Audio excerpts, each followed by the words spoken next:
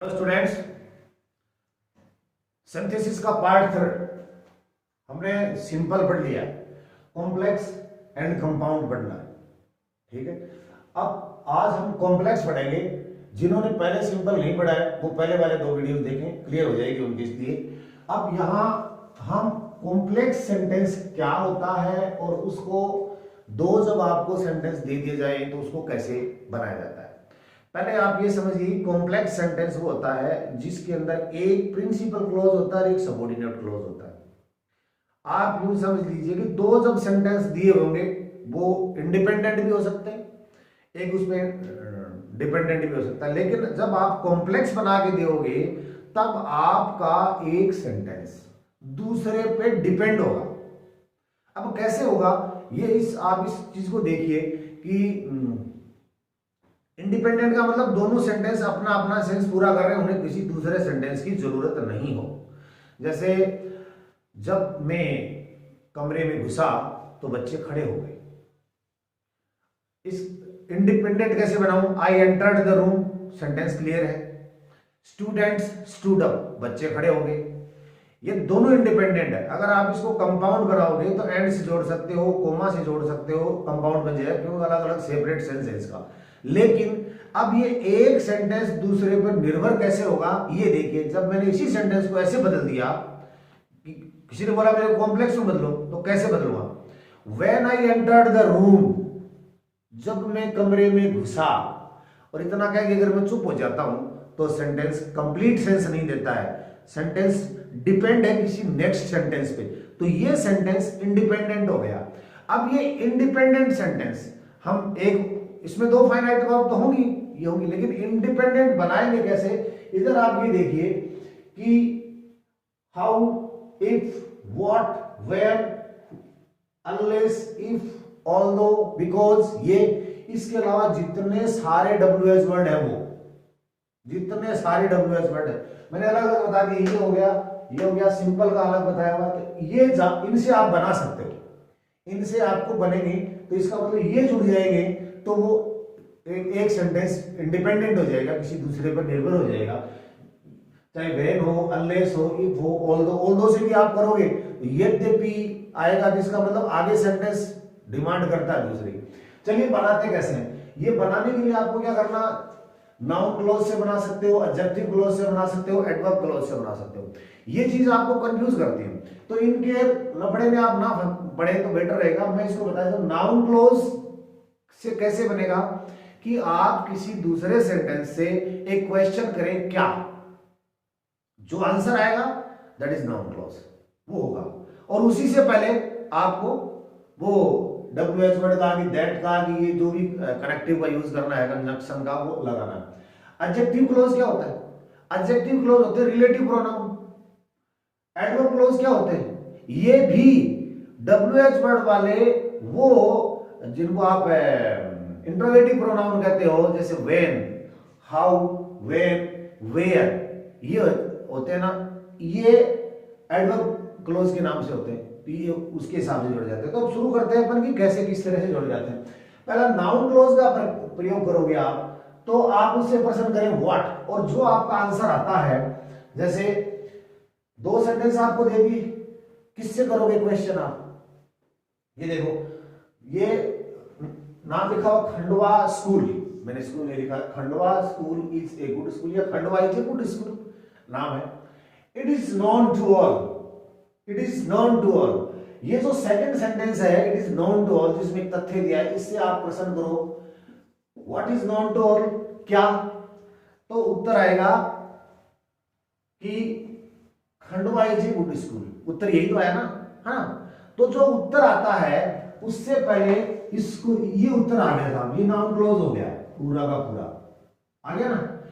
इसमें आपको कुछ भी नहीं करना है, जो आंसर आया उससे पहले आपको दैट का प्रयोग करना है, उससे पहले आपको दैट का प्रयोग करना है। अब आपके पास एक फ्रेज ही हो गया, एक ही हो गया, दो हो गया ना सेंटेंस फ्रेज। अब इनको आप, आपकी मर्जी है, जैसे लिखो, चाहे तैसे, it is known to all that Khandwa is a good school, sentence correct है। अगर आपने ऐसे नहीं लिखा, आपने ऐसे लिख दिया that Khandwa is a good school, it is known to all, ये भी सही है। तो करना क्या पड़ा आपको, एक क्वेश्चन करना पड़ा व्हाट का, और व्हाट का जो आंसर आया उससे पहले आपको दैट लगाना पड़ा। देखिए नीचे वाला सेंटेंस है, Khandwa school will be nominated for PM Shri award. ये पीएम श्री अवार्ड जो अच्छे स्कूल होंगे उनको दिया जाएगा, और ये मेरी एक्सपेक्टेशन है हमारे स्कूल का जिस तरह का स्तर है उसके मैं आइडिया लगा रहा हूँ कि हमें वो अवार्ड जरूर मिलेगा। ब्लॉक में सिर्फ एक स्कूल को मिलता है जो नॉर्म्स पूरे करते हैं। तो Khandwa school will be nominated for PM Shri award, this is certain, ये निश्चित है। ये दो सेंटेंस है। अब आप इसका कंपाउंड बनाते हो तो आप इसको कोमा कर सकते हो, एंड कर सकते हो, उनमें से कोई, ये है ना ये, इनमें से कोई कंजक्शन लगा के बना सकते हो। यहां पर आपको तो क्या चाहिए, हमें तो वो चाहिए कि एक इंडिपेंडेंट होना चाहिए, एक सेंटेंस बोलने के बाद में दूसरे की मांग हो जानी चाहिए, हाँ एक सेंटेंस और बताओ भाई। तो क्या करोगे, Khandwa school will be nominated for PM school, PM Shri award, this is certain. तो यहां आप इससे प्रश्न करो व्हाट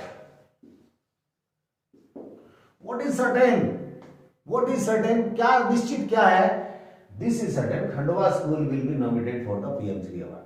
तो क्या करोगे आप, यहां दैट का प्रयोग करते हो, ये दैट का प्रयोग हो गया, that Khandwa school will be nominated for PM Shri award, this is certain. बनाओ कैसे, चाहे यहां से शुरू कर दो, आपको आंसर लिखना हो ना, तो यहां से शुरू करो, this is certain that Khandwa school will be nominated for PM Shri award. किसी स्टूडेंट ने ऐसे नहीं किया, किसी ने ऐसे कर दिया, that Khandwa school will be nominated for the PM Shri school comma, this is certain. ये सही है। तो ये हो गया। अभी अगला सेंटेंस देखिए, आई enter the class, students stood up. दो अलग अलग सेंटेंस है। अगर आपको इसका कंपाउंड चाहिए तो बन गया compound, I enter the class, comma लगा दी, स्टूडेंट्स स्टूड अप। अगर आपको एंड से जोड़ना है तो आई enter the class and students stood up, compound है, ठीक है ना। अगर कॉम्प्लेक्स बनाना है तो एक सेंटेंस को डिपेंडेंट बनाना पड़ेगा, एक सेंटेंस आएगा पर वो दूसरे की डिमांड करेगा, तब ही जाके सेंस पूरा होगा। तो तब क्या करोगे, आपको इसको जो व्हेन वेयर ये है ना, जिनको आप ये एडजेक्टिव का प्रयोग बोलते हो, उसमें एडजेक्टिव का प्रयोग जिनको रिलेटिव प्रोनाउन कहते हैं, है ना। तो आई एंटर द क्लास, आप इसको व्हेन से जोड़ सकते हो, when I enter the class students stood up, when just जब मैं कमरे में घुसा, when I entered the class students were making a noise, जब मैं कमरे में घुसा। और अलग हो सकते हैं, I entered the class and students were making a noise, तो दोनों अलग अलग सेंटेंस हो गए। और जब मैं as का प्रयोग करके भी कर सकते हो, आप as का प्रयोग करके भी कर सकते हो, as I entered the class students stood up, है ना। तो ये एक सेंटेंस इसका इंडिपेंडेंट हो गया। नीचे वाला सेंटेंस देखिए, we will win, this is fix, प्रश्न करो व्हाट से, we will win, this is fix, this is fix, इससे प्रश्न कर लो आप, ये फिक्स है, क्या फिक्स है, वी विल विन, तो इसके पहले दैट लग जाएगा, that we will win, this is fix, हम जीतेंगे, ये फिक्स है। अभी ये इनको मैं मिटा देता हूं, नेक्स्ट सेंटेंस में आप, अब ये जो सेंटेंस देखिए आपको, he is too weak to walk, कौन सा सेंटेंस है, ये सिंपल सेंटेंस है। क्योंकि सिंपल सेंटेंस की विशेषता ये होती है कि इसमें एक ही वर्ब होती है, दूसरा यहाँ इन्फिनेटिव का प्रयोग है। ये कौन सा सेंटेंस है, is very weak, he can not walk, मान लीजिए कोमा लग गया या एंड से जुड़ गया, ठीक है, या ही इज वेरी वीक और कोमा लगा के एंड लगा कर दिया, तो ये कंपाउंड सेंटेंस है। आपको क्या करना है, हमें तो कॉम्प्लेक्स चाहिए, कॉम्प्लेक्स में इन दोनों को एक पर आधारित होना है सेंटेंस। एक सेंटेंस ऐसे लिखे जैसे ही इज टू वीक, वह इतना कमजोर है टू वॉक, कि चल नहीं सकता, है ना। कॉम्प्लेक्स में दो वर्ब आनी चाहिए और एक सेंटेंस दूसरे पर डिपेंड होना चाहिए। तो इसका कैसे बनाओगे, ही इज टू वीक,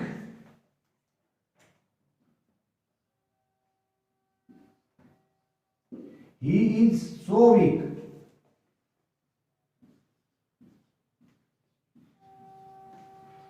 बस इतना कह के कोई रुक सकता है क्या, ही इज सो वीक, वह इतना कमजोर है कि, और अब चुप हो गया, तो इसका मतलब सेंटेंस पूरा नहीं हुआ, और सेंटेंस चाहिए, कितना कमजोर है बताओ, तो ही is so week that he can not walk. अब देखो एक वर्ब भी आ गई, एक वर्ब, दो वर्ब भी आ गई, और ये सेंटेंस इस पे डिपेंड है, इसका अकेले का कोई मतलब नहीं रह जाता, इसलिए ये कॉम्प्लेक्स सेंटेंस है। ये सेंटेंस देखो, if you do not work hard you will not pass. If और नॉट, इफ को और अगर आगे नोट है और मान लीजिए नोट नहीं भी है, तो इसको आप अनलेस में चेंज कर सकते हैं। अनलेस का मतलब होता है यदि नहीं, इफ नॉट। चेंज करोगे कैसे? अगर आप यहां, आपको ये करना है कि पहले वाले सेंटेंस में अनलेस का प्रयोग करना है। अनलेस का प्रयोग कर दिया, UNLESS, अनलेस यू। अब देखिए अनलेस का प्रयोग किया भाई, इफ भी हटेगा और नॉट भी हटेगा, क्योंकि अनलेस इटसेल्फ नेगेटिव है। इफ नॉट इसका अर्थ होता है ये दोनों चीज चलेगी। अब ये नॉट जब जाता है ना प्रेजेंट और सिंपल और पास्ट सिंपल में, तो अपने साथ क्या ले जाता है? डू, डज और सॉरी डिड, इन तीनों चीजों को अपने साथ ले जाता है। अगर आप किसी सेंटेंस से नॉट हटाते हो तो उसके साथ डू भी चला जाएगा। अगर आप किसी सेंटेंस से डज हटाते हो, सॉरी नॉट हटाते हो, तो डज भी चला जाएगा। किसी सेंटेंस से अगर आप नॉट हटाते हो तो डिड है तो वो भी चला जाएगा। तो इस नोट के साथ ये भी गया। अब ये हो गया कि इन दो का तो क्या आ गया? अनलेस आ गया। इस डू का क्या करोगे? डू का ये करो कि ये इसके साथ वर्ब की फर्स्ट फॉर्म आएगी, सीधे कर दो अनलेस यू वर्क हार्ड।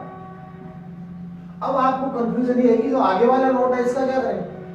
तो ये तो दूसरे सेंटेंस का आएगा इसमें, unless you work hard you will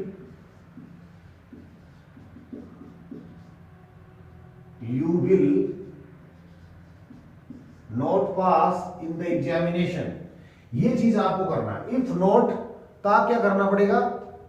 unless. अगर इससे आपको चेंज इफ नॉट में इफ में करवाए तो आपको यहां पर ये सेंटेंस बनाना पड़ेगा, if you do not work hard you will not pass.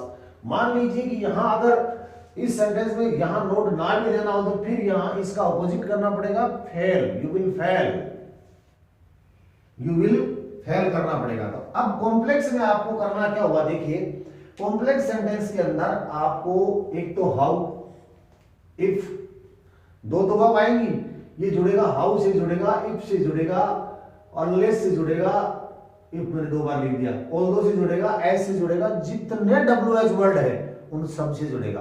क्योंकि हु, विच और वो क्या whom और whose, ये तो रिलेटिव प्रोनाउन हो गए, और when, where ये हो गए, ये एडवर्ब क्लॉज को डिफाइन करने वाले हो गए। तो जितने भी WH word, how, if, unless, although, as, और जितने भी WH वर्ड इनसे जोड़ोगे तो आपको कॉम्प्लेक्स बना पाओगे। कंपाउंड हम नेक्स्ट वीडियो में सीखेंगे, कंपाउंड कैसे बनाते हैं इस तरह से। और उसके बाद में आपको मैं बता देता हूं कि कंपाउंड के बाद में एक वीडियो बनाएंगे, क्योंकि आपकी जो एक्सप्लेनेशन का 6 नंबर का टॉपिक आता है, 6 नंबर में सारे पोइम्स की आप एक्सप्लेनेशन, सेंट्रल आइडिया, सारों की थीम और मैसेजेस आप पढ़ नहीं सकते, याद नहीं कर सकते। तो मैंने एक 2-4 दिन में काम पूरा हो जाएगा। एक टेबल बनाइए जिसमें पहले पोर्शन में पोएम का नाम, दूसरे में पोएट का नाम, तीसरे में वो 2 शब्द, हर पोएम के 2 शब्द है जिन पर आप सेंट्रल आइडिया लिख सकते हो, जिन पे आप मैसेज लिख सकते हो, जिन पे आप थीम लिख सकते हो, और उन्हीं से सेंटेंस बना के आप एक्सप्लेनेशन में किसी जो 6 नंबर की एक्सप्लेनेशन आएगी उसको एक्सप्लेन कर सकते हो। एक्सप्लेनेशन वाले वीडियो को मिस मत करना, आपके पूरे 6 में से 6 नंबर आएंगे। धन्यवाद।